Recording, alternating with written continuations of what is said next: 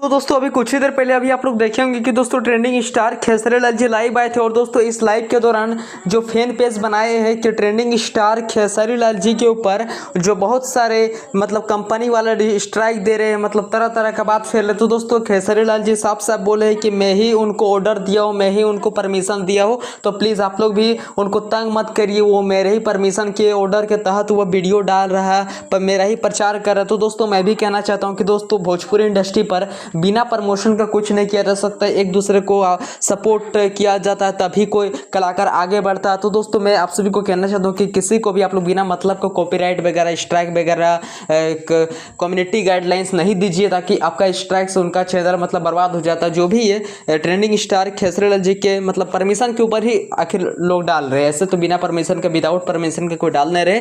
तो दोस्तों अगर आप लोग ट्रेंडिंग स्टार खेसरी लाल जी को ओरिजिनल फैन है तो प्लीज़ आप लोग ये वीडियो को फेसबुक पे देख रहे हैं तो एक कमेंट कर दीजिएगा, और अगर यूट्यूब पे देख रहे हैं तो सब्सक्राइब कर दीजिए। थैंक यू, मिलते हैं किस नेक्स्ट वीडियो। Love you.